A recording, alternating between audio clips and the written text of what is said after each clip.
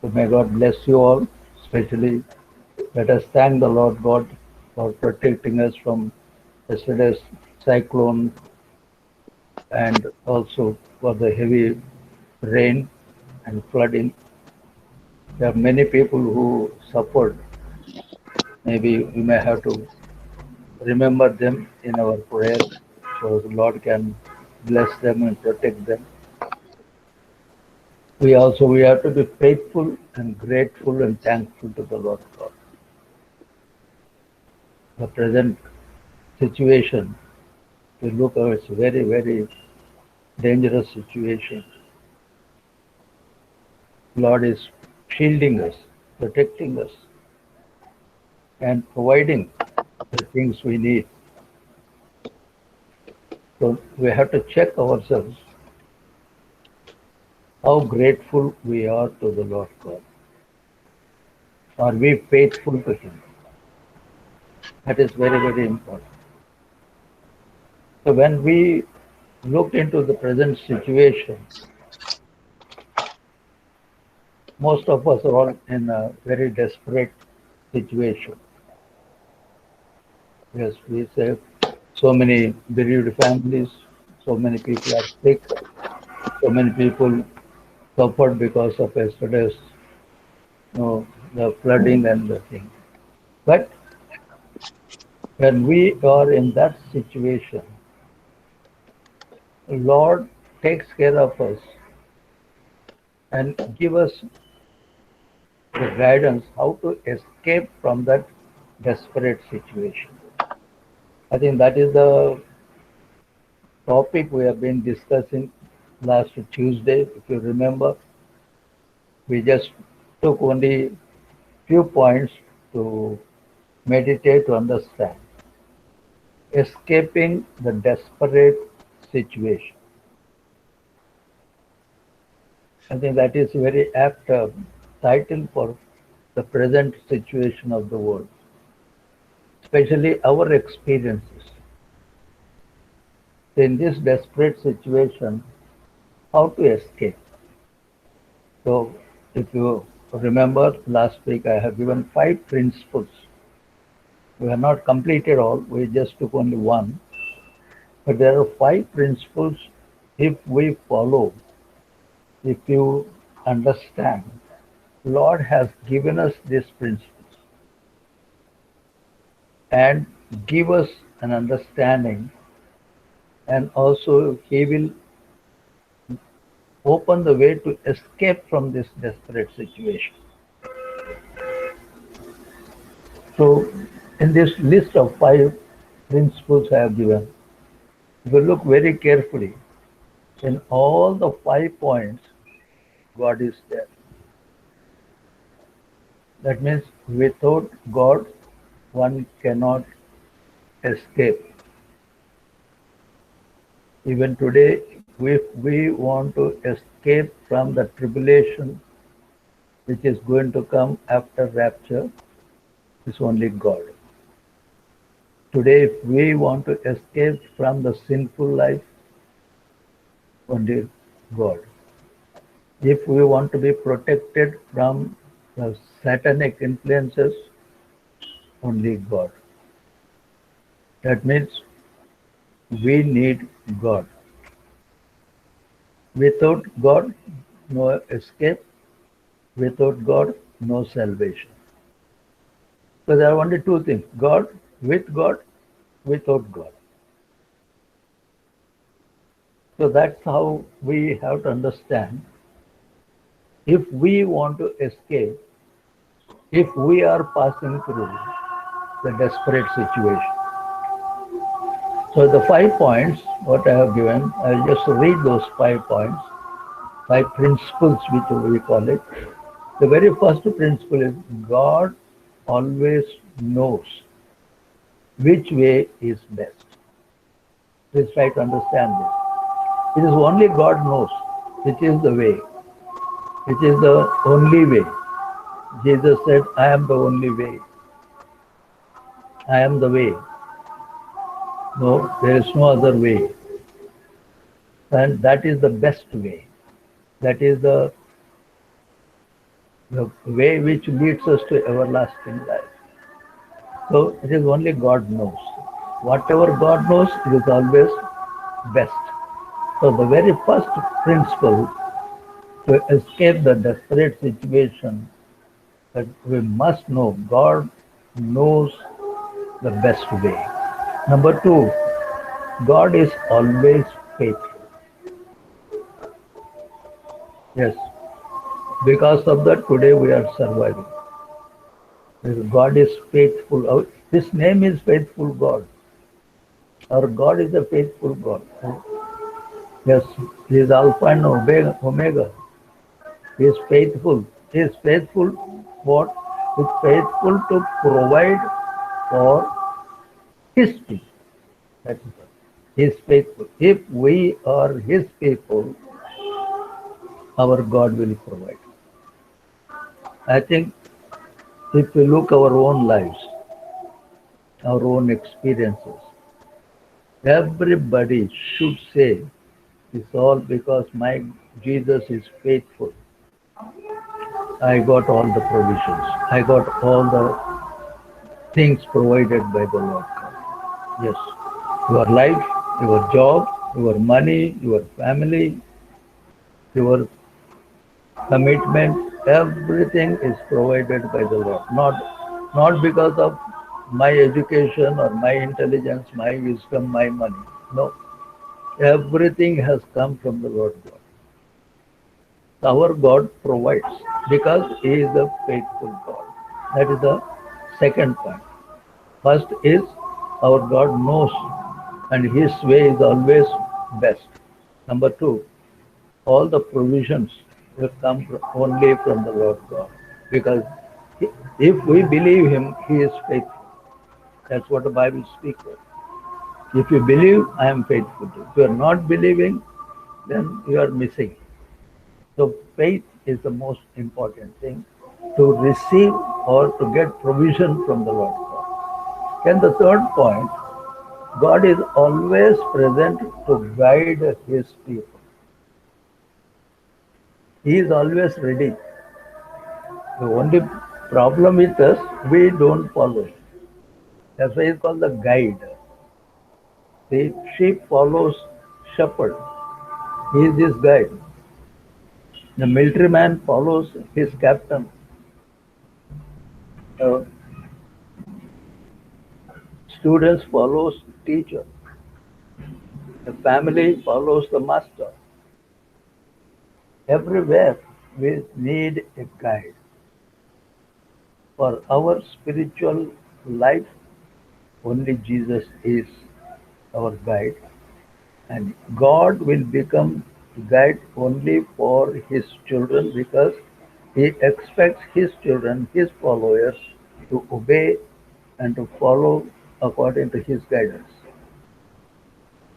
That's why Psalmist says that the Lord is my shepherd. And Jesus said, I am a good shepherd. My sheep will hear my voice. My sheep will follow me. My sheep. That is very, very important. That's what 23rd Psalm says. The Lord is my shepherd. So let us look to the secrets of the word. So that is the third point that our God is always guides us if we belong to Him. The fourth point, if we even obey a simple command, that is enough. In that simple command, we can see great miracle. A simple command. God is not giving a very big command. A simple command. So God's simplest command can result in surprising, powerful consequences when we obey Him. That's all. If I want a result in my problems, go to the Lord God. Don't look for big commands. Look for the very simple command. That is enough. Simple command. Jesus has given, follow me. That's it. A simple command. But follow me, that command, if I really obey, great things will happen. That's all. Just one command has come to Abraham. Leave your country, come. That's it. Lord will always give very simple command. He knows we people, we look to the command and we calculate and we'll take decision. So that's the great, once again, the test for us. Whether whether it is a small or great, command is a command because it has come from the Lord. So God's simplest command can result in surprising and powerful consequences when we obey Him. The fifth principle, don't look for someone to blame. This is very, very, very, very important. Don't look for someone to blame. That is, many times we do. We immediately blame somebody because of that fellow, because of that situation, because of that thing, because of. We always blame somebody because we have. It has started in the Bible in the beginning itself. The way Eve and Adam, they blame other people. Adam blamed Eve. Eve blamed the serpent. It is there, hereditary. But Lord is giving a command, don't look for someone to blame. In, Instead, look for God to help you. So when I am passing through a problem, don't blame others. Don't tell me because of you it has happened. You could have come like that. You know. Just look to the Lord God. So there are five principles Bible has given us. If we are passing through any desperate situation, Lord has given these five principles. So we must know the answer is God because His way is best. If I become His people, He will provide. And if we are His people, we will follow His guidance. And even a simple command is enough to experience the wonderful things and don't blame others. Instead, try to look to the Lord God. Taking based on these five principles, Lord has given many, many experiences or examples in the Bible. Last week I have taken one example. So today also we'll continue that. I hope you remember to understand this topic of escaping the desperate situation following these five principles. We just take the children of God. The children of God are the Israelites, the Jewish people, the Hebrew people, the children of God. So many names have been given. How, by following these five principles, how they could escape the desperate situation. In every situation, it is only God. So taking these people, Israel, last week I have taken only one experience. This is the first experience because these people have so many experiences. So many times they have gone through the problems, desperate situation, but God given them a guide to escape them. So there are many. I just take two or three examples of this. Last week I dealt with the first thing, how God given an opportunity for Israelites first time to escape a desperate situation. The very first desperate situation was famine. This famine was predicted by Joseph. Joseph, in his dream, he said that when he was interpreting the dream of Pharaoh, he said that 7 years great famine is going to come. In those years, Joseph was in Egypt. See the plan of God. And the rest of the Israelites or the rest of the family members, they are in the Canaan. So it is Jacob, with the permission of the Lord God, without knowing that his son Joseph is the ruler of Egypt, God's guidance was there. That is the God's first thing. God knows which way is best. And God, how God provided. So Jacob prayed to the Lord God. God answered his prayer. Jacob took 70 people, which belongs to 12 tribes of Israel. They moved from Canaan to Egypt with the guidance of the Lord God. A simple command has been given, go. You see that how his brothers, Joseph's brother, they blamed each other. They have not looked to the Lord. It is Joseph who looked to the Lord. You see, all the five principles have been covered there. Because of that, these 70 people have been blessed because of Joseph. They were saved from the famine. First, this is the first example. 70 people have been saved from 5 years of famine because 2 years are already over. And how Joseph kept them in a place called Goshen. So, first escape from the desperate situation as well by following the five principles. I hope you got it. So, I'm just taking the children of God, Israel, and their experiences, how God was involved, how God blessed these people to follow five principles in order to escape the desperate situation. The first situation, how God protected, provided, and saved his children when there was severe famine.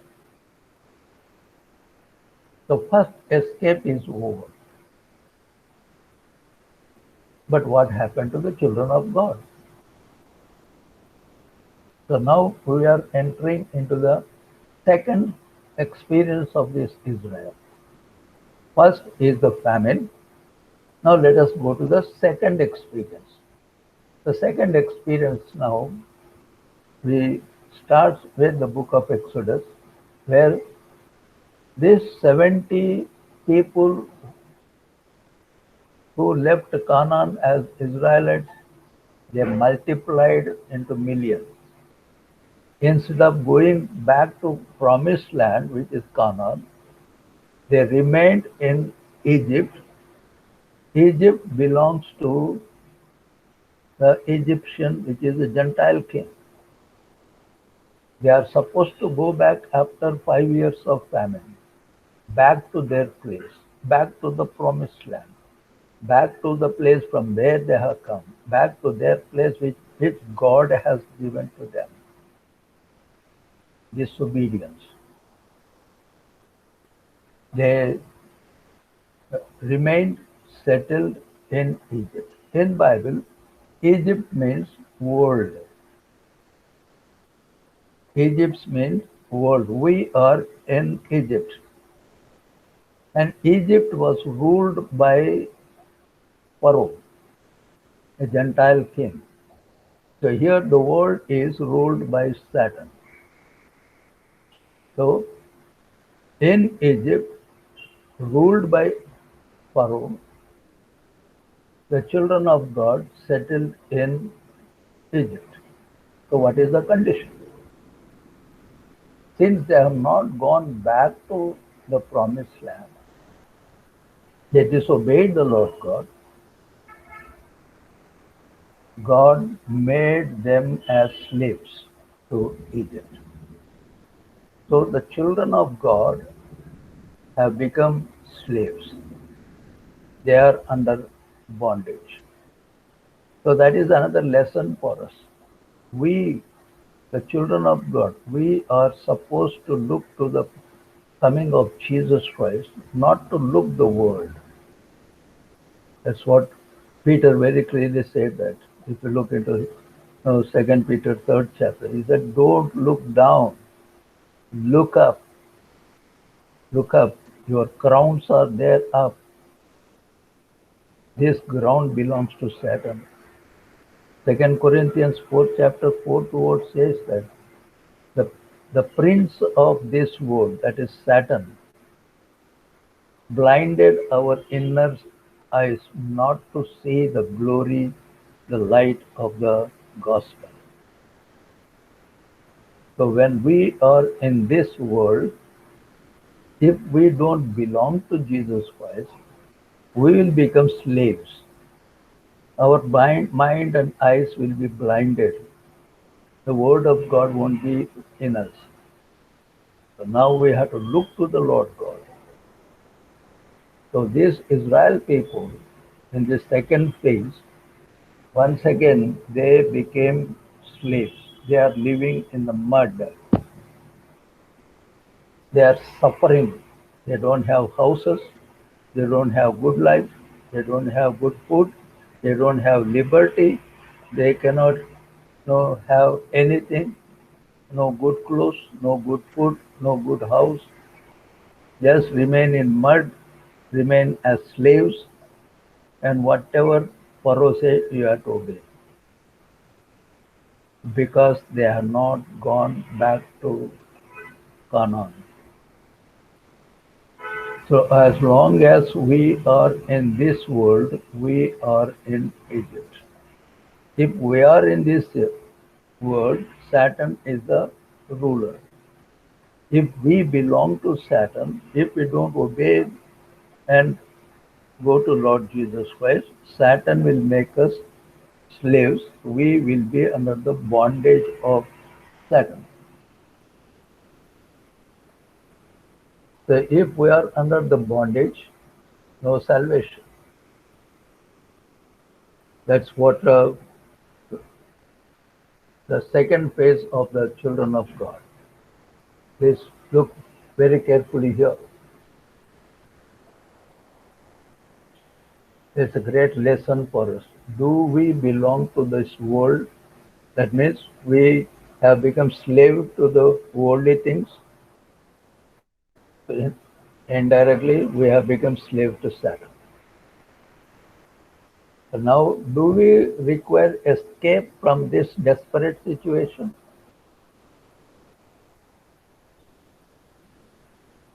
Yes. If that's the case, follow these five principles. Now let us look back to these Israelites. Now these Israelites, the situation, as I already mentioned, 430 years they were living as slaves. That means at least four generations. Just imagine 2 million people living as slaves in the mud under the bondage of Pharaoh. And they are now realizing how to get salvation. They are crying out for the salvation. The Lord answered their prayers. Lord wanted to bring them out of Egypt. Lord wanted them to go back to the promised land. From bondage, from the world, God wanted to take them to the promised land. So for that, somebody has to be there. Somebody has to guide them. Somebody has to save them. Somebody has to provide them. Somebody has to take them, lead them. Otherwise, they remain as slaves die as slaves in this world.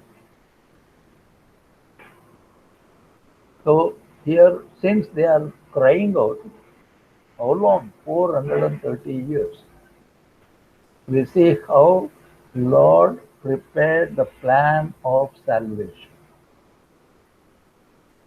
How God has prepared a person by name Moses to go to Egypt and give salvation or make this bondage slaves free from the slavery of Pharaoh and bring them out of Egypt to the promised land. That means how Moses can lead them to get freedom, to get salvation, and to bring them out of Egypt and lead them to the promised land. So that means Lord heard their prayer and the Lord provided Moses. And Moses had been given training. Moses was given a training like a shepherd because these sheep, these Israelites, 2 million sheep under bondage, foolish animals, foolish people. They need a savior. They need a person who can redeem them. So the second escape started now. Please follow very carefully. The children of God, first God escaped them from famine. But these people gone back to their sinful life. Now, once again, God is giving an opportunity, showing them how to escape from this desperate slavery, the situation.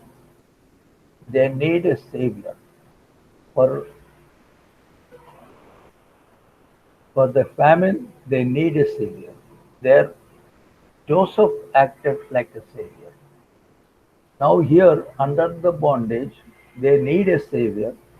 So here, God arranged Moses. See, every time it is a God's plan, God's arrangement. No man has helped anybody. For you and for me, no man will help us. Look unto Jesus Christ. He is our Savior. Don't depend upon human beings. Yes, God may use human being to help you. So look to the Lord God. God will bring a person to help you. But don't go to human being. Here also how God provided each time a savior.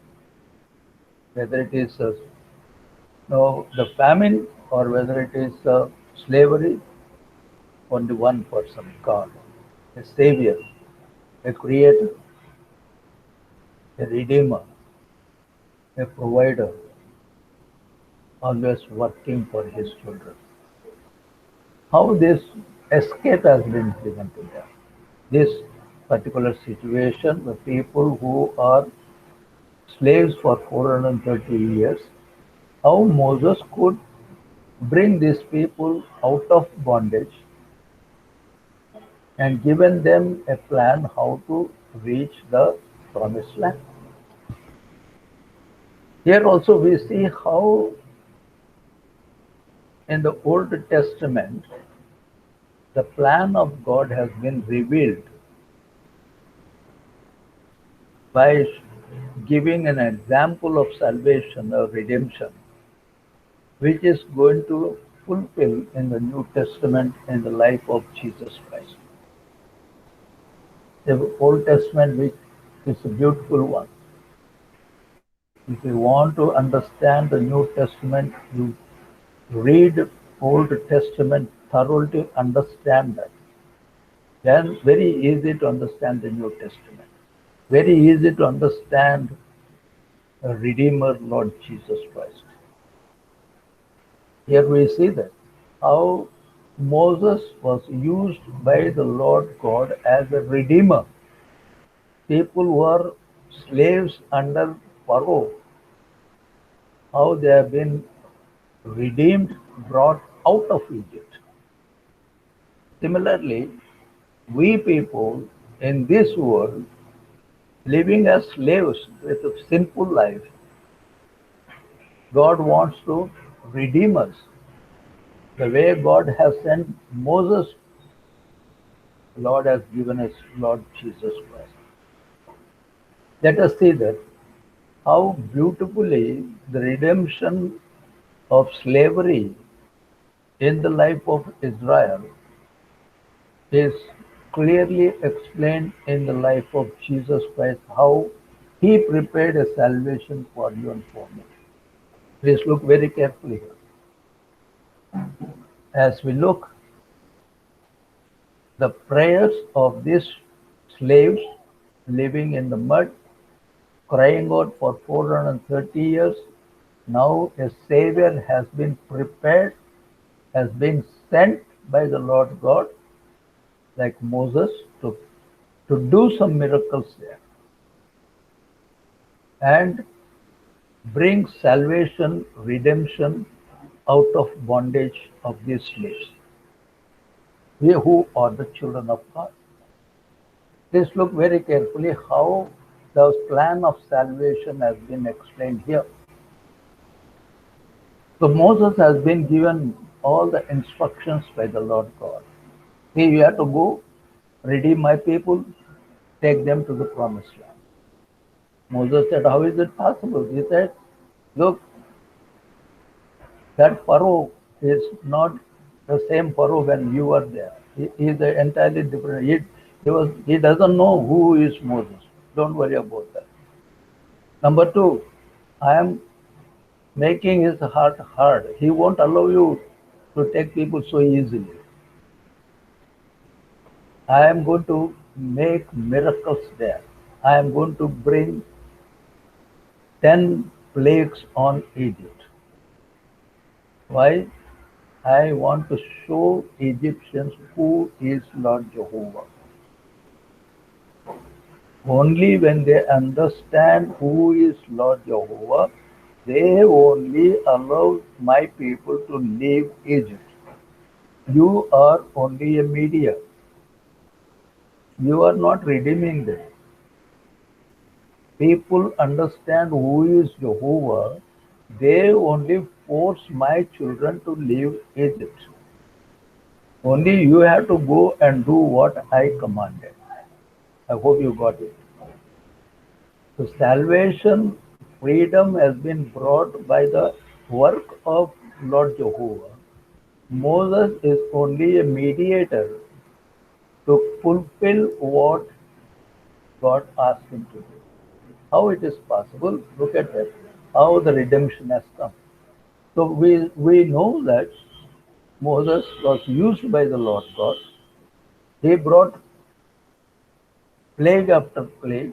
9 plagues are over. So in the 10th plague, that is the time Lord is telling to Moses, this is the last plague. After this, Pharaoh himself will call you and ask you to take my people out. So God revealed to Moses. But for that, you have to do something. The last plague, which you have to do something so that they will know who is Jehovah. The last plague, please try to get into this very, very serious matter. The last plague, opening a place for redemption, working for redemption. A time has come that redemption time has come. A time has come where they are leaving Egypt only after this 10th plague. What is the 10th plague? Look very carefully here. This is how we are connecting Lord Jesus Christ. This is how we are connecting how Jesus brought redemption. See how beautifully Please, if you want to look into that, please open your Bible, take the book of Exodus, take the 12th chapter. See how beautifully whole gospel is written there. Exodus 12th chapter, we see Moses is receiving a command. Moses is receiving a new calendar. Moses was advised which day what work he has to do. See, everything is commanded by the Lord God. Moses only to execute what God is telling. That's all. So God commanded, look, this is the first month of the year. On 10th day, you bring a lamb without any blemish, without any sin there. You bring that, no marks on that one. And on 10th day you bring, feed it for 4 days. And then on the 5th day, evening, you kill that lamb. Ask the people to take the blood of the lamb. Each family should have one lamb. Kill that lamb, take that blood, put it on the door post and also on the lintel. Lintel is the top portion of the door. And put the blood of the lamb for each family. Because in the middle of the night, the death angel is coming. I am sending a death angel. That means that angel is going to kill all the eldest children in Egypt. That is the work given to that angel.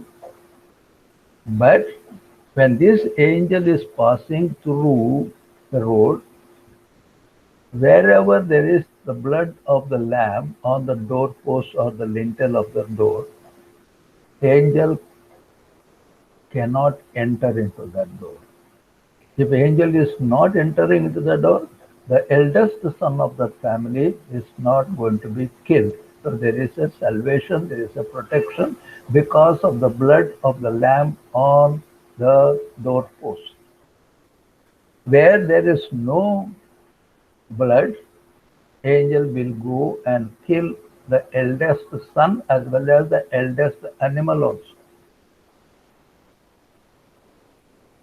Throughout Egypt, this is going to happen. And it happened.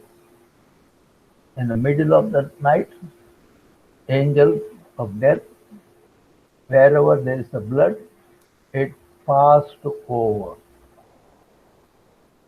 Because the blood saved that family. That blood did not allow the death to enter into that family. So that family got the salvation because of the blood on the doorpost. The angel passed over. So that's why that act is called the Passover. So first Passover took place to how the eldest sons of the family which is having the blood of a lamb has been protected or saved.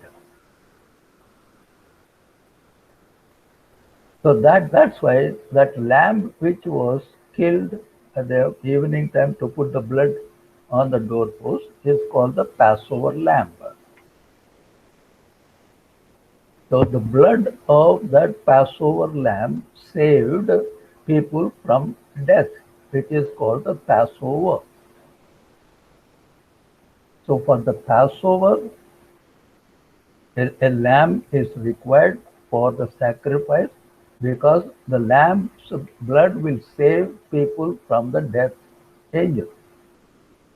That means there is no death for that family because of the blood of a Passover lamb. So Moses commanded people to do it.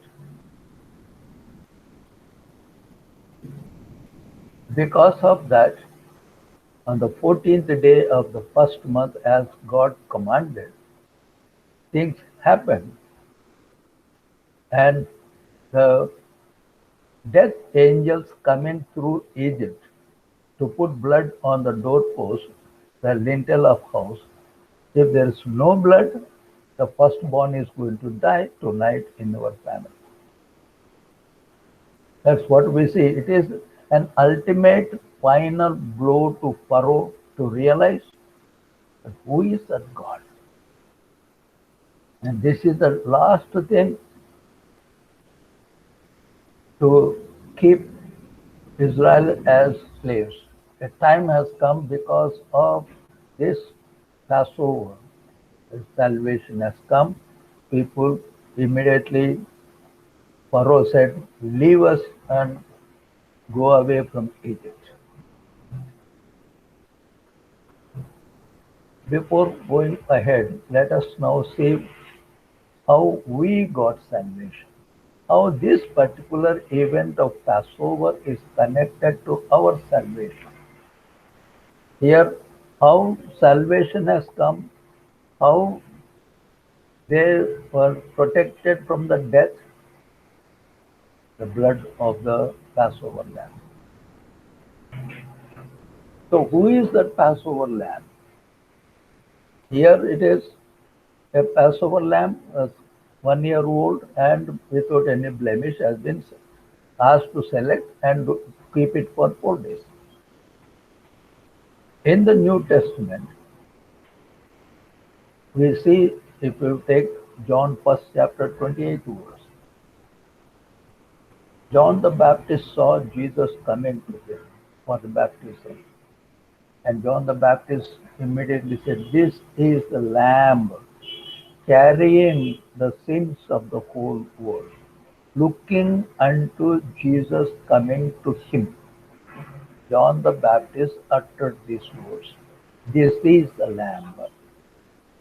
Who is that Lamb? Jesus Christ is the Lamb who is going to carry sins of all the world.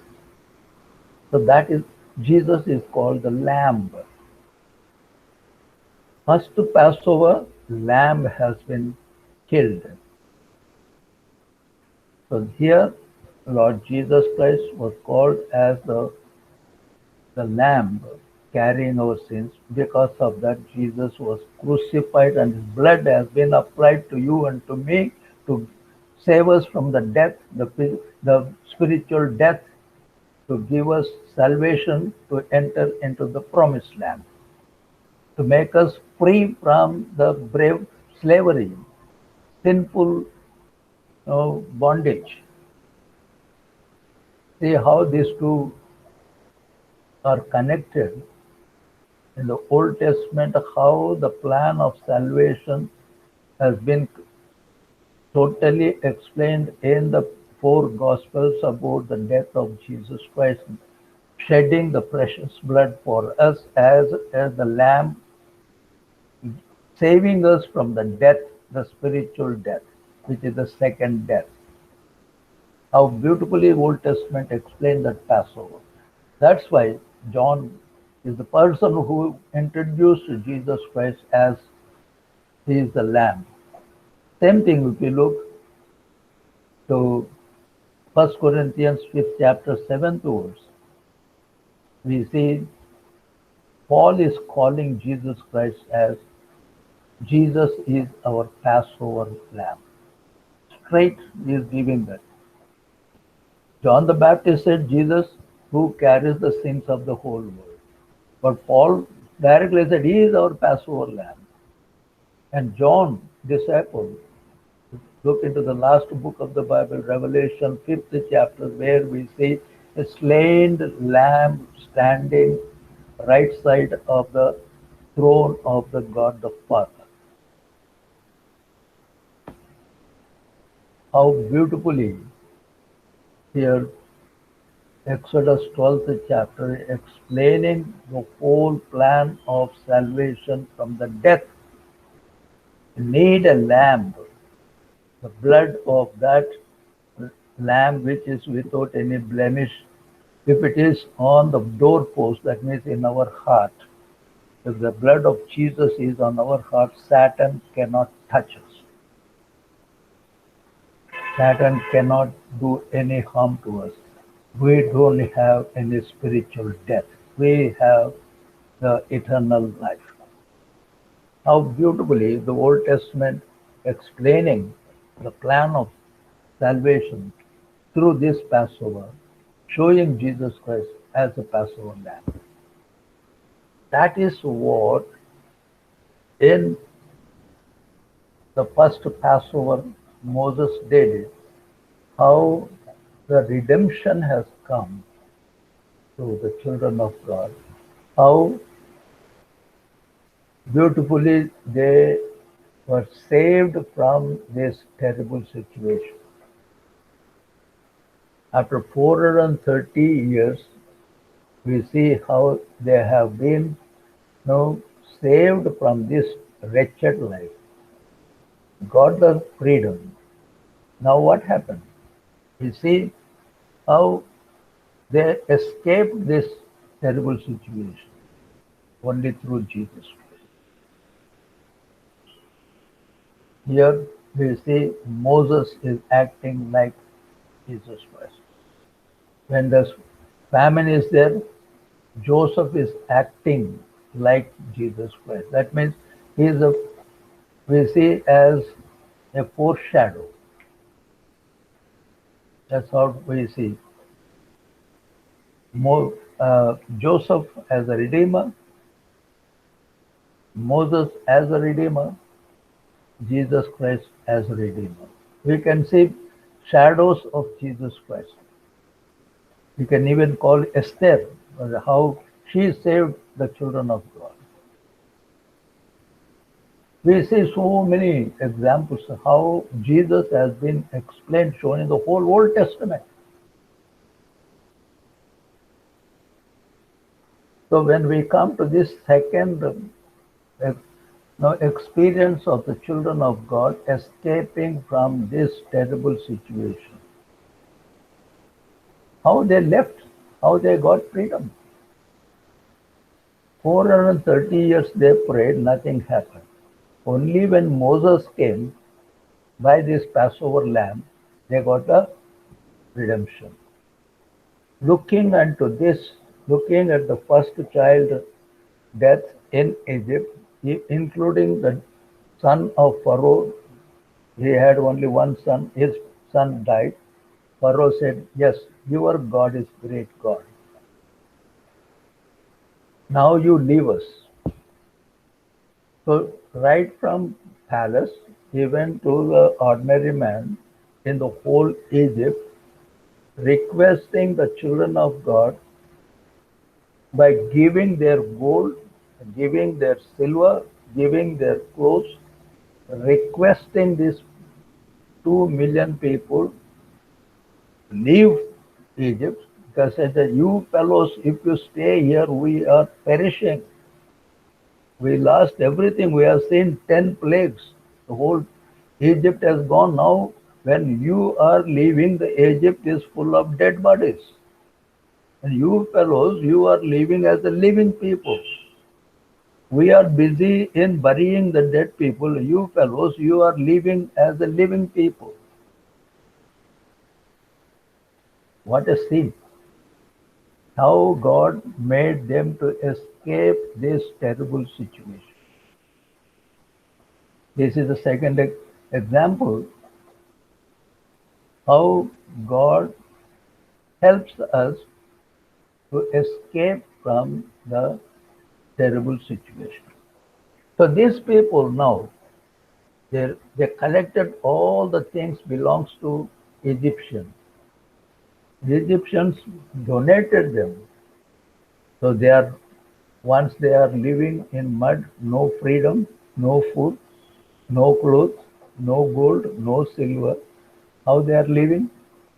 They are living now as prince, as rich people, as a free people. No more mud, no more slough, Now they are very free. They can breathe beautiful air now. They are free from that mud. Now they have been taken beautiful bath and beautiful dress. Everything is new. Everything is full of happiness, joy, leaving the Egypt. That's how we see the second situation how the children of God have been escaped. So as we look, the five principles I said in the beginning, the first principle has been fulfilled here. What is the first principle? God always knows which way is best. Not your way, not my way, not anybody's way, not any church way, not any bishop way, not any pastor's way, not any evangelist way, not your way, not my way. God knows which way is best. That is Lord Jesus Christ. So what do we mean by that? God knows which way is best. So God always knows which way is best because most of the time we face very bad situation and circumstances in life. In that condition, when our situation, our circumstances are very bad, we are not able to come out from this one.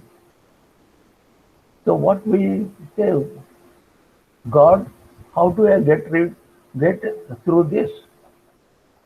We are asking the question to the Lord, God, how do I get through this? Or how do I survive this? Or how do I handle this? Please look very carefully these three. God, how do I get through this? How do I survive this? How do I handle this? In the three, I is there.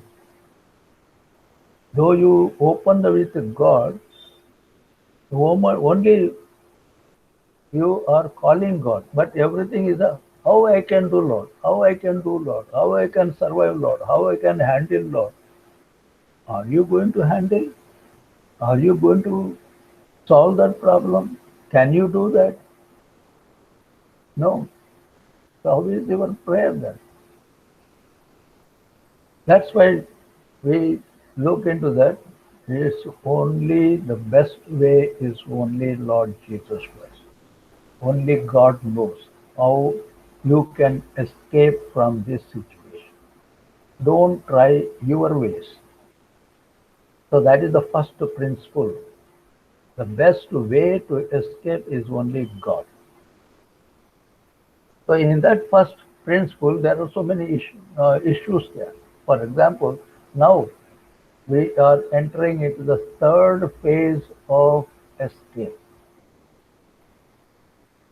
Now once they came out from Egypt, now the third phase of escape has come.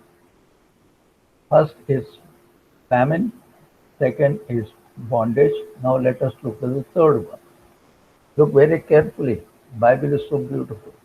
What is this? Now, as Egypt, when these Israelites left Egypt, feeling freedom, carrying all the jewels, all the material, and enjoying freedom, eating what they want, and living as they want, a free air, no bondage, no Pharaoh's influence.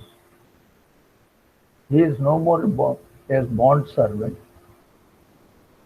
So they are moving towards the promised land, following Moses, a redeemer. We are also now, when we accept Jesus Christ, when we receive the blood of Jesus Christ, when we are washed or Jesus washed our sins, given us the salvation. The next step, we are supposed to walk out of Egypt, walk towards the promised land. It is not that easy to, though we have freedom, though we have all the facilities, all the provisions, though we have a leader like Moses, the Redeemer who is going before us, but still we have to face some problems.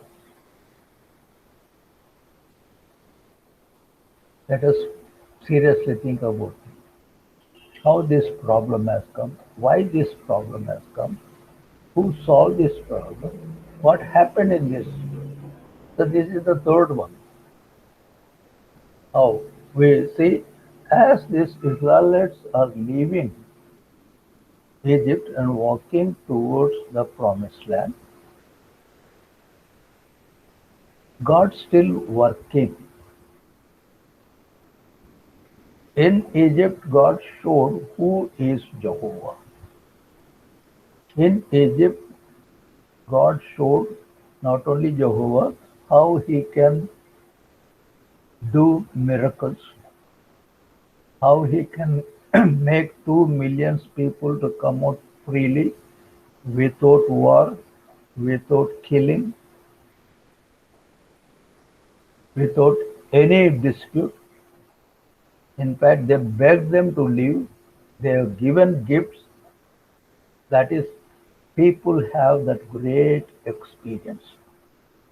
We also have many, many experiences in our life. Sometimes, oh, God is great. God has done a miracle in my life. God saved me. That time I was not knowing that how to come out, but God is really great.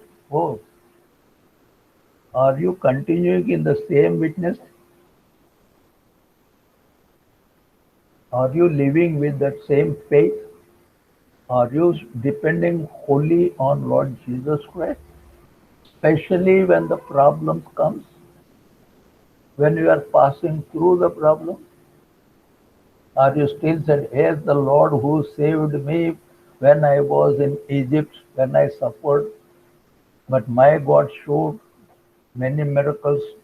We never suffered in that miracles, but how he has done a miracle, how he saved us. And now he promised us to walk towards the promised land.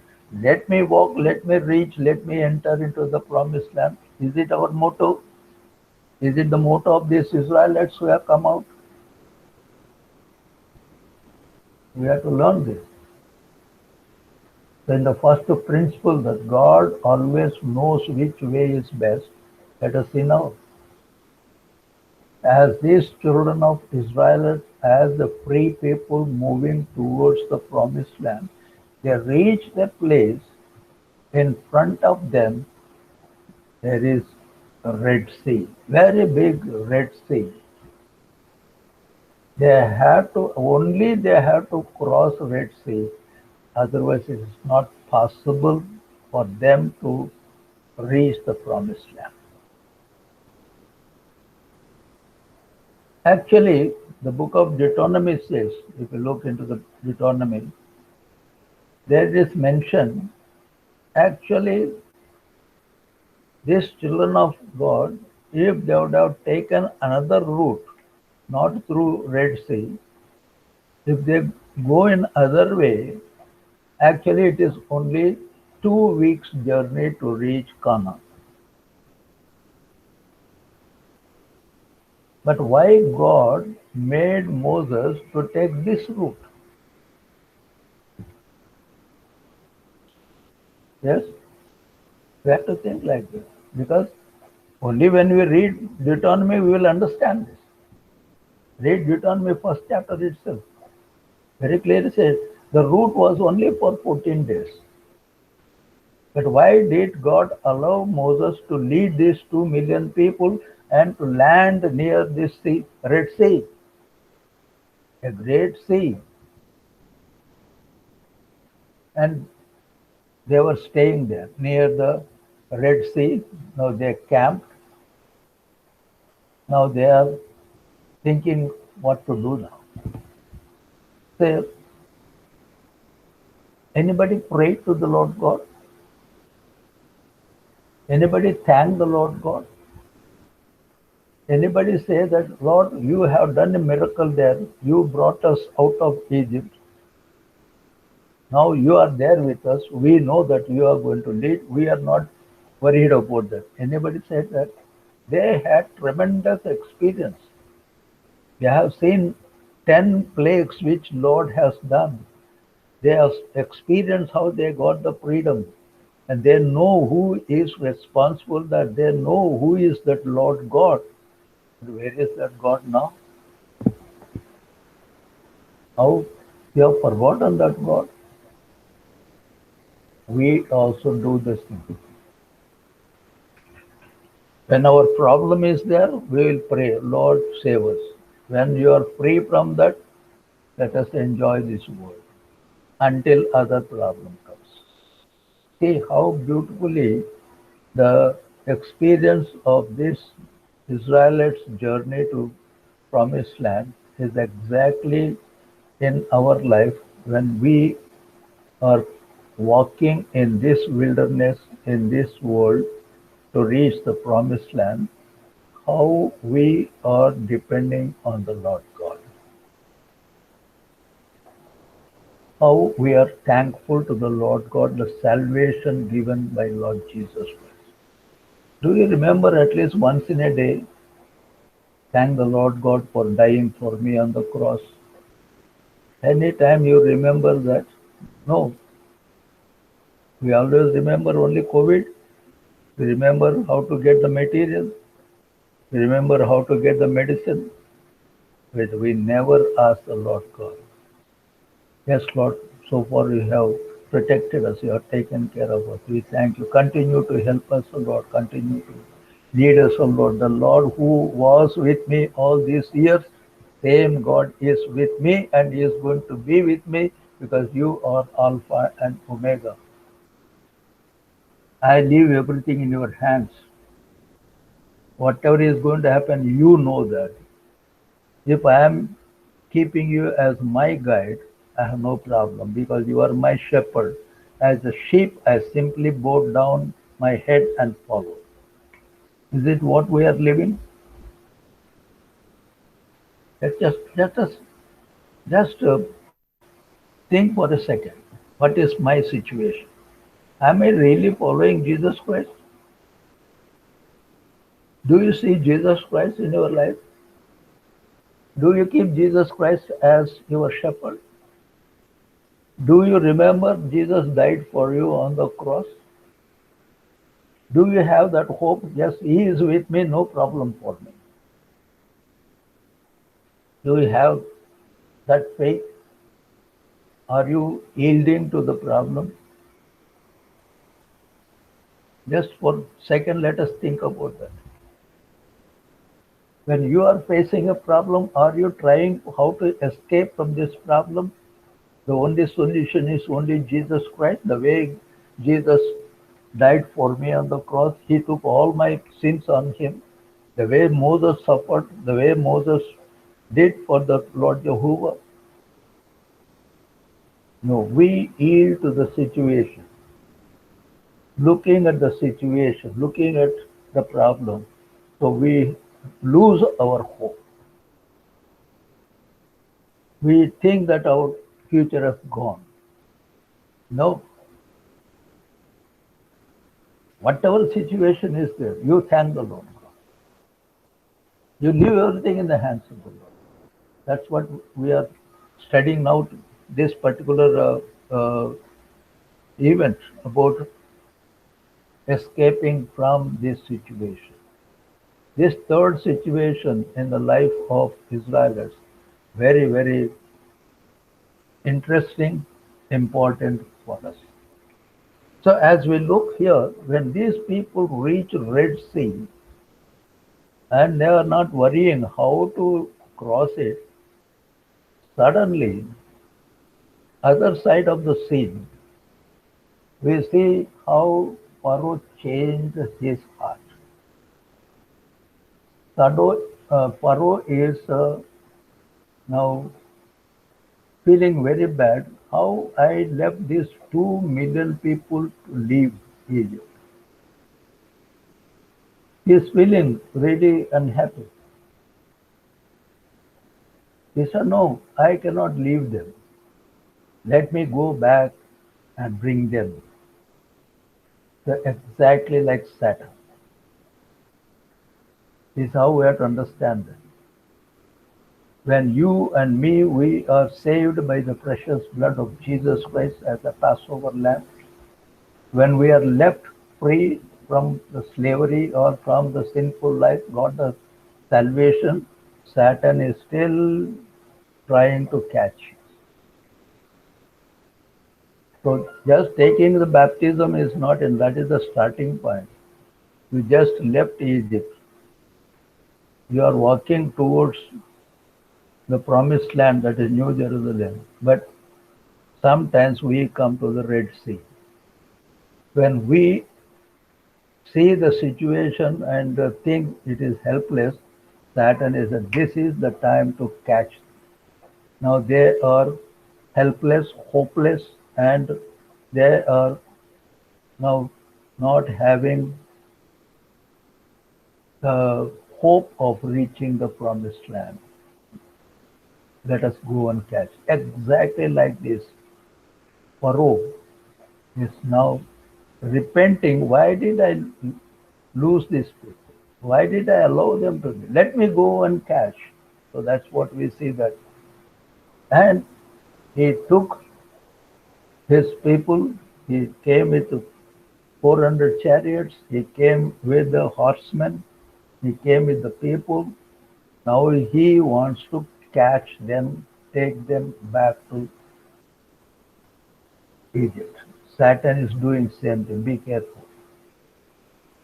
Especially those who are saved, those who have freshly accepted Jesus Christ. Satan is looking to our situation. If anybody is facing any problem, whether it is disease, whether it is death, whether it is poverty, whether it is something, desperate condition, Satan said, this is the time to catch. He will come on the, as Pharaoh came with the chariots, with the horsemen. That means so fast, making sound. Now look at the condition of Israel. So he is coming back to bring these people back to Egypt, coming with the chariots, coming with the horses. The sound of chariots, sound of horses, the rumbling houses, the sound. Now see, they are far away. Only sound has come. Look at the condition of these people. Saved people, redeemed people, saw the miracles of the Lord God, experienced the miracle of the Lord God. Just because Red Sea is ahead of them, look at the first they heard the sound. That's what. Number two, they are in desert. And they are in front of them there is a Red Sea. See the situation. How when Satan will attack? When you are in helpless condition, but you are not helpless because God is with you. Only I have forgotten looking at the circumstances. Yes, I just tell you, just around 6:35, suddenly electricity is gone in my home. I was just sending, message to uh, all my slides. Suddenly electricity has gone. Suddenly my wife came. What is going to happen now? How your Bible study? I said, forget. It is not my work. It is God's work. If it If the light comes, I will do it. If it's not coming, it is God's plan. But I'm sure the light will come. Within 1 minute, the light has come. My wife has simply walked away.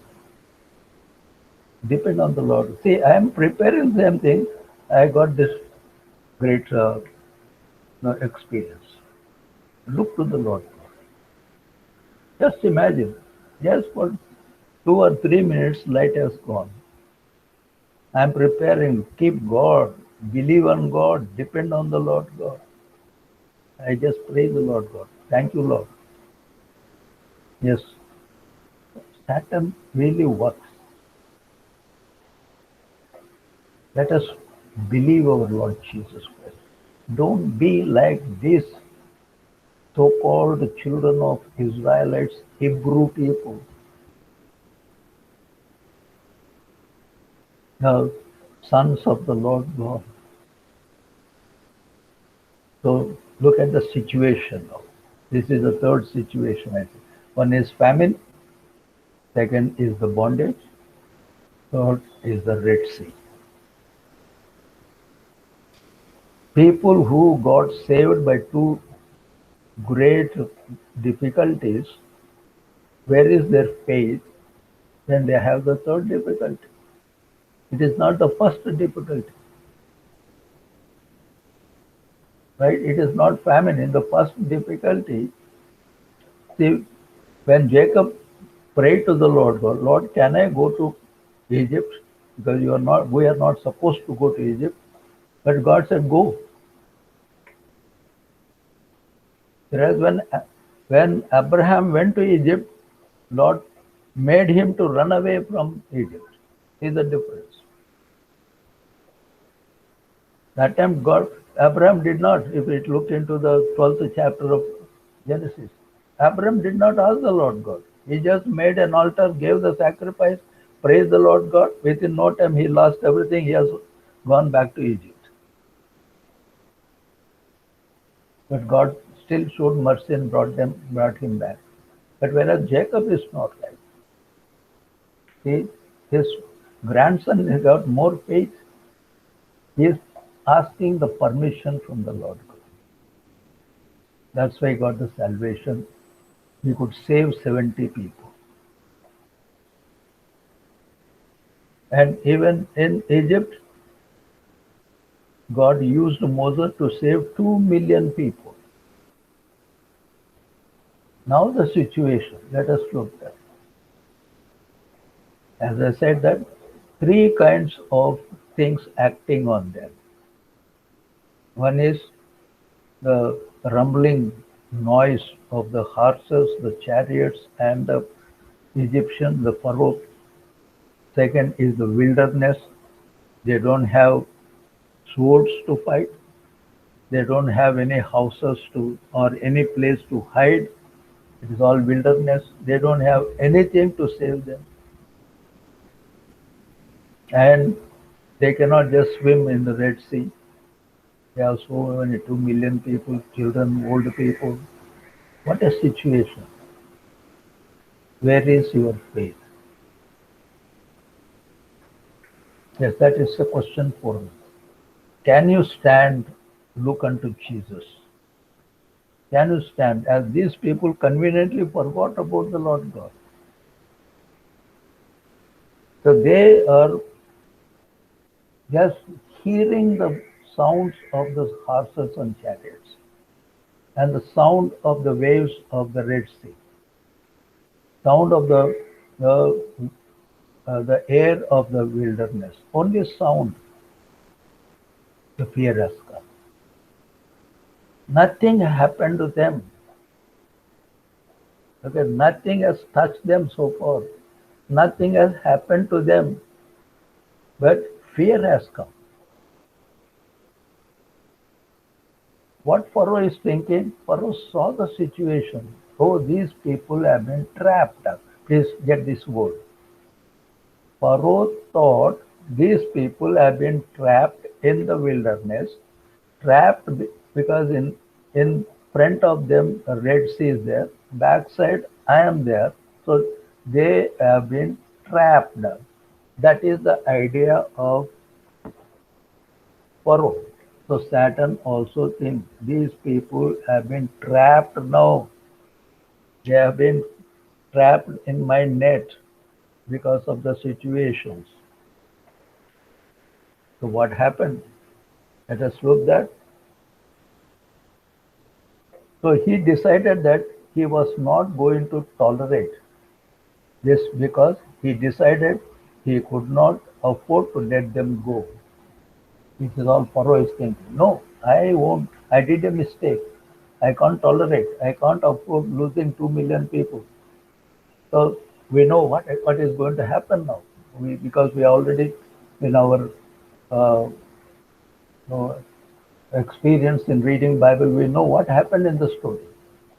So the truth is, they were only 2 weeks away from the promised land. Just imagine. See, why did Lord allow them to come to Red Sea route? Why not that shortcut of 2 weeks? Yes, there is a purpose in that. There is a purpose. God wanted to test these people whether they are really eligible, though they are saved, but they are really eligible to enter into promised land. So I will test them. I don't know whether Nikki is there or not. Yesterday she was asking the difference between test and the temptation. This is a very good example. I hope she is hearing. This is the test for them. Whether you are going to depend on me or not. God knows that these fellows are not going to depend on me and they are not eligible to enter into the promised land. They have to perish in the wilderness. So God knows everything about us. What happened? What is the thing? So Lord made them to come on the long road, and God knows these people are going to disobey, disbelieve, and and also unbelief they can show for His presence. What happened? We know that story. If you look into Numbers 13th chapter, when they crossed the Red Sea and they went wrong back, they got the Ten Commandments, and then they were moving towards the promised land. Moses asked the people, 12 people, to go and spy the Canaan, the promised land. We know that whole story. I don't want to tell now. Their disobedience, disbelief, and unbelief, and their murmuring made them to perish in the wilderness, and people walked 40 years. So 14 days have become 40 years. Why? Disobedience. They lost the promised land. But they are all redeemed people. They are all saved people. Yes, many people say, once I get salvation, I am okay now, I can go to heaven. Be careful. Many people say, we're all Christians. Many people ask this question to me. Jesus died on the cross, no? So all our sins have gone.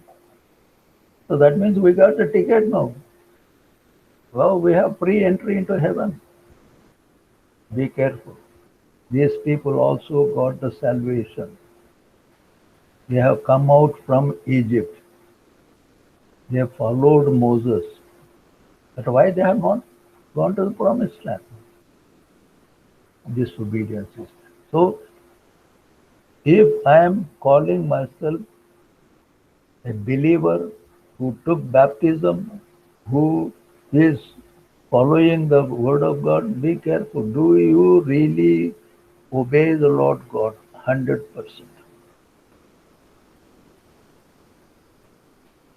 Be careful. If do you really have the good obedience to the Lord God?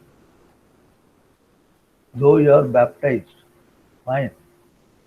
Though you are a believer, do you really obey the command of God? So that is the lesson God wanted to teach you and me and the Israelites. That's why He didn't allow them to go 2 weeks journey to Promised Land. God knows future. No, here let us look at the character of the children of God, the situation of the children of God, and their obedience to the Lord God, their faith in the Lord God. Is it they have real obedience to the Lord God? As I said, they got fantastic experience of salvation. They have seen 10 plagues. But now let us see what is their hope and faith in the Lord God and their obedience to the command of Moses. So because of disobedience, they lost everything. They lost entry into the promised land. So you disobey God is going to be a very costly thing. God had the best of everything planned for his people. Please get this word very carefully. God had the best of everything planned for his people. Jesus said, I am going to my Father's place to make mansions for you. I will come back. I will take you to that place. I will give those mansions to you. Lord has given a promise. He has planned many things for us. For these Israelites, Lord planned that they should enter into the promised land. He got a fantastic plan for them. That's why he redeemed them. That's why he brought them here. This is only the test of bringing the Red Sea. And Satan is attacking. So this is a great a test for these people to see the Lord who saved us from 10 plagues. The same Lord is there. He is going to save us from this Pharaoh and the horsemen and the chariots. Anybody has taken that decision. And God never changes. Same God. The God who was with Joseph, the Lord who was with Jacob, the Lord who was with Moses, and same God is with us. He is Alpha and Omega. He is the Creator. He is the Redeemer. That is what is totally dried up in the minds of the Israelites. That's a great lesson for you and for me. What is your situation? Where is your faith? When you are passing through the problem, when you are standing like Israelites near the great troubled sea, like Red Sea, in your case, some other thing is just facing. Just check, are you like this Israelite or are you going to be like Moses? Don't look to the situation. Don't look to Pharaoh. Don't hear the rumbling sound of chariots and horses. That will take away your faith. You may be passing through the problem. Don't worry about that. Leave to the Lord God. Pray to the Lord God. Ask the Lord God to lead you, to guide you. That is the solution. That's what we look into the situation here. So we must know my God has kept the best thing for me. He has planned the best thing. He has planned the New Jerusalem for me. Why I should look to this Red Sea? Why I should look to this Pharaoh? Why I should hear the noise of chariots and horses? Why? Because the Satan is like a roaring lion making sounds like these chariots, like this horse. He is moving around like a roaring lion. How to swallow you? Don't worry, God is with us. God has kept a fence around you. Satan only walking around the fence. He cannot enter. Do you believe that? Can you have no worry? Look at the great situation here. Pharaoh is thinking that these people have been trapped between Red Sea, wilderness, and Egyptians. Please look this very, very careful, very serious, very nice thing also. Satan will think in his way, man will think in his way, but God thinks in his way. So all are thinking in their ways.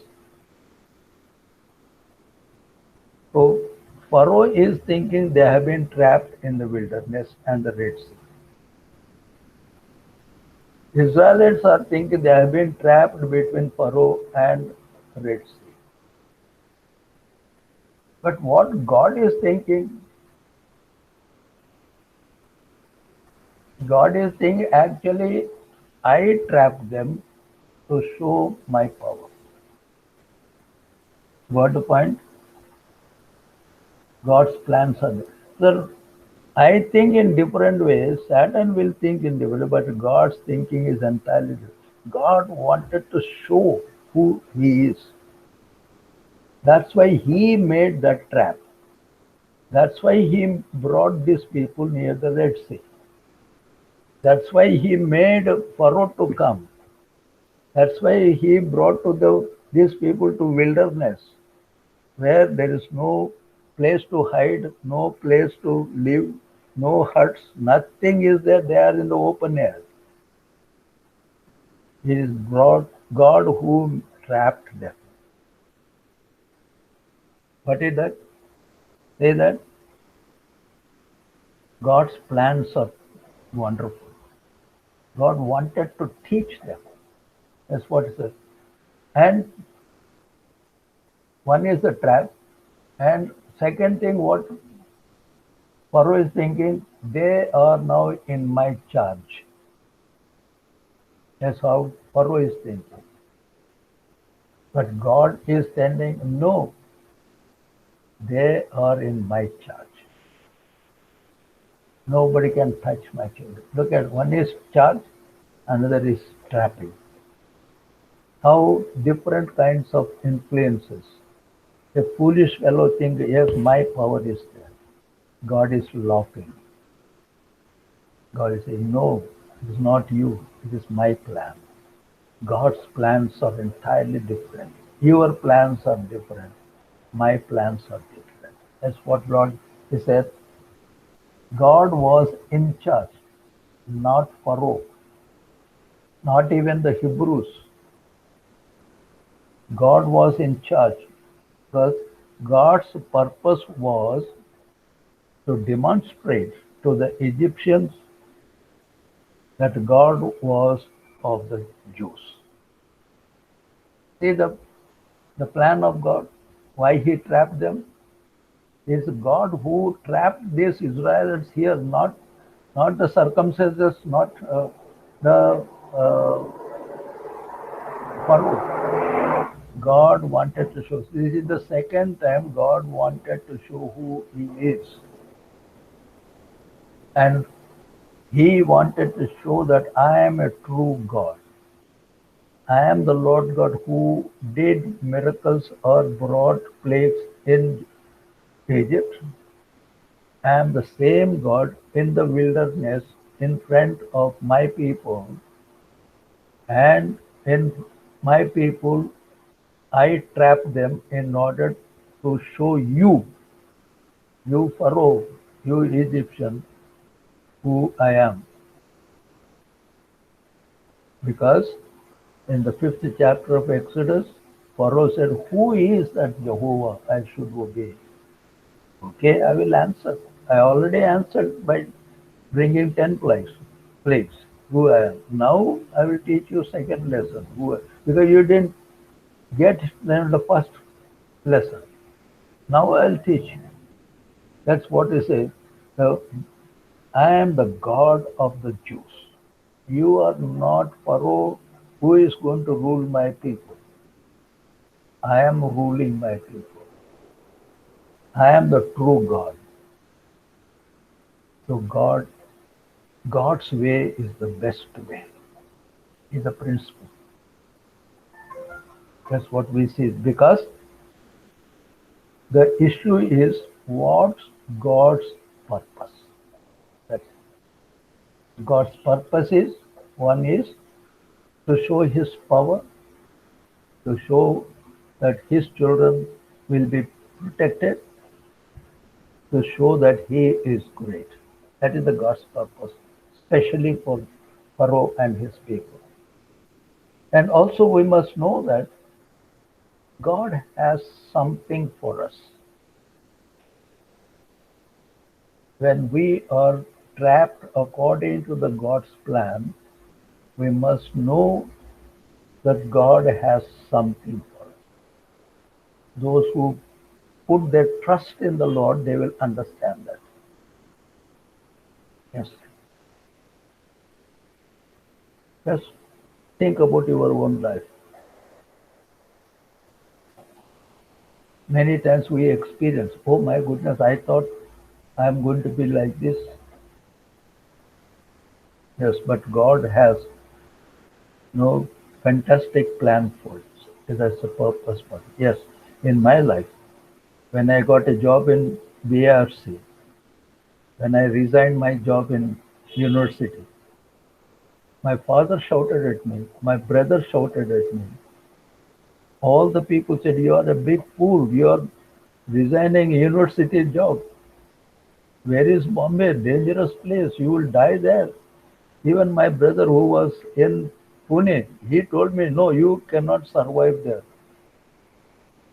You are a fool resigning the job, a good job in university. You will die. But God has given me tremendous faith. I don't know language. I don't know where to live. I don't know. I came with only 100 rupees in my hand, with only two pairs of clothes. How God protected me, how God blessed me. Later on, when I called my parents, my brothers, they said, God really blessed you. And my own brothers and sisters said, you are like Joseph to us. Praise the Lord God. I said, no, no, don't call me like that. Because I have faith in my Lord God. Yes. This is how we must face the problem. Look at my own people. In the same way, when I got an opportunity to go to London, when I got 110 pounds those days, I'm talking about 1970s, 74, when I was going to London. When I got letter and all the passport, visa, everything, and 18 pounds in my hand, all my officers, my boss, said, why you are going? You're going to die. 110 pounds or nothing per month. Don't go. You reason. I said, no, I will go. But I lived a royal life for 1 year. I came back with a lot of money, a lot of things in my hand. So God has a purpose and God has something better for us and something bigger for us.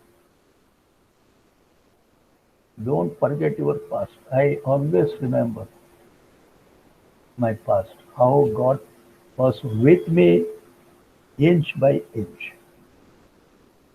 Everywhere He was with me. That is my great witness. Yes, my God saved me. When I had my heart problem, nobody was there. I was alone. I traveled by bus. I was just walking towards hospital. I got problem. I couldn't walk. I went for something, but I got admitted and got operated. No plan, nothing. I don't know anything. Even my wife was not knowing until I got admitted. But my God was with me. Even today, He is with me. Though I lost my son, but I know it is all for better thing, for something God has planned. So leave to the Lord God. When you are facing problem, think that there's something better, something bigger is waiting for you because you are totally depending on the Lord God. You are totally looking to Jesus Christ. Let us look very carefully here, the situation. Look this here, God's plan, God's purpose, and God his has something better and something bigger waiting for you. And also God has something better in his mind. Something is there for me. Yes. God has something for Joseph prepared in Egypt, but Joseph has to pass through from pit to the Potiphar, from Potiphar to prison, from prison to palace to become the prince. So many P's are there. Lord has not taken in a shortcut like this 14-day journey. He would have taken, God would have taken straight to Egypt and made Pharaoh to have dreams. That is a shortcut. No, no, Lord said no. My ways are different. You have to suffer. You must be my witness. I want to show who I am through you. So same came for you also. We don't know. Provided you are living like Joseph, whether he is in pit, his Lord was with him. Whether he is in prison, Lord was with him. Whether he is in palace, God was with him. Whatever the condition, let us learn from this. Moses, when he was thrown on the water by mother, God was with him. When he was picked up by Pharaoh's sister, they would have killed him. No, God was with him.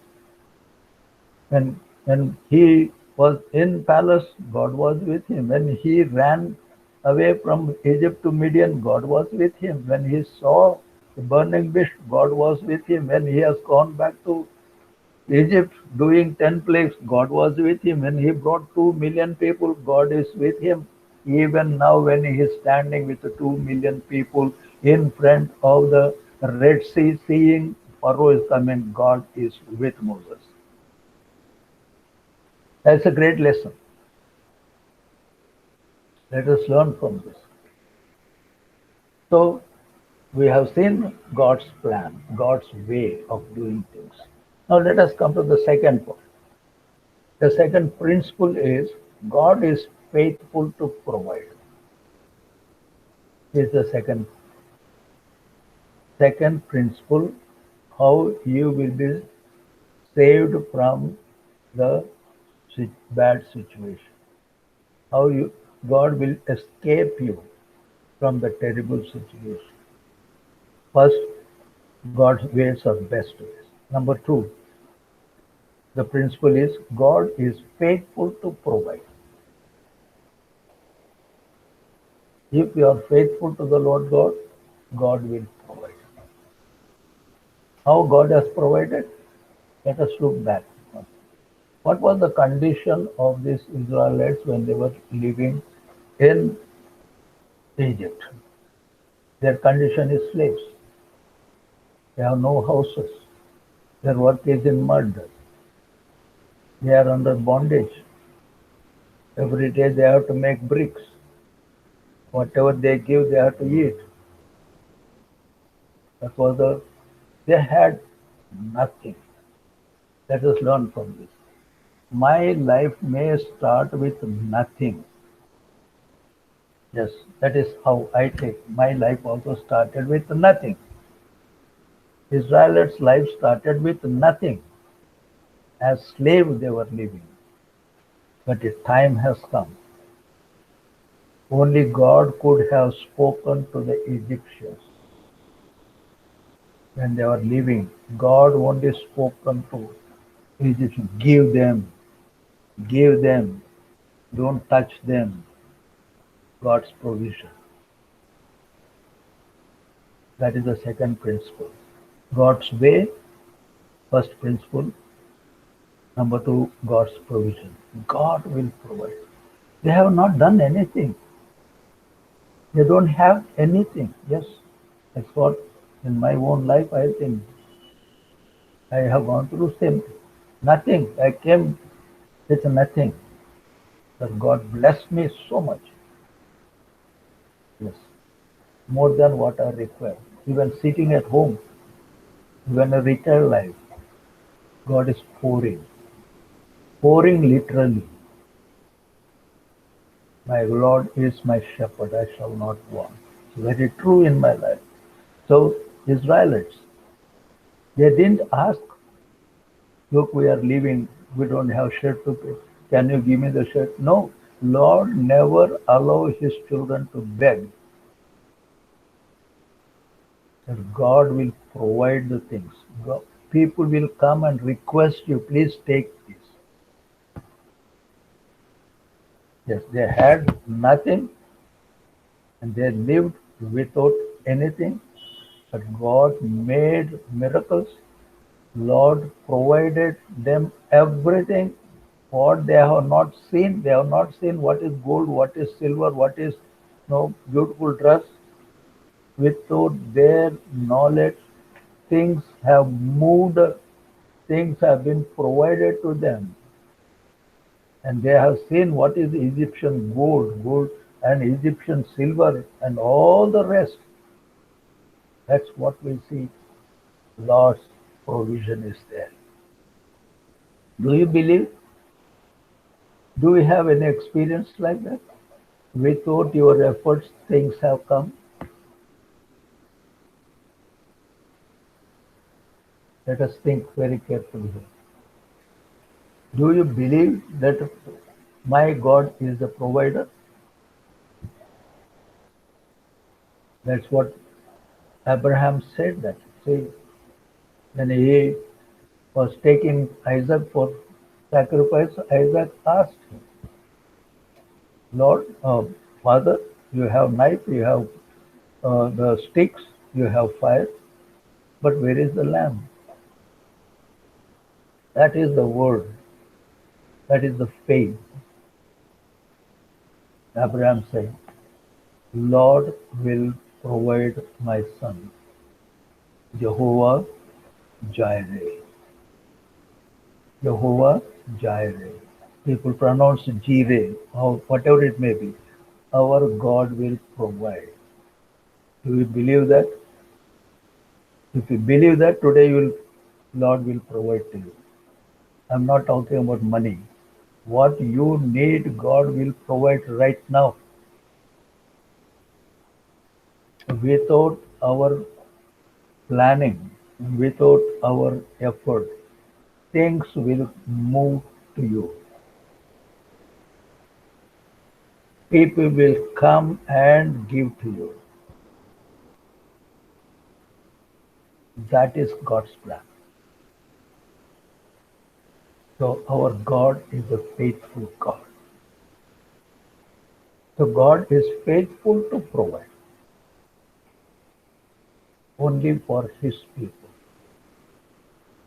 They didn't have anything. They had nothing, but God made Egyptians to go and give to them. Today, can we really have this faith in the Lord God?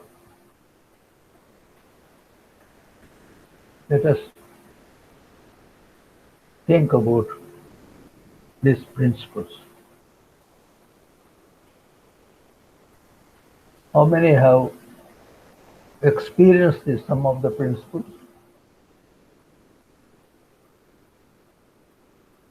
Do we have those principles? God is trying to teach you now. Maybe we don't know what situation you are now. You may be like these people.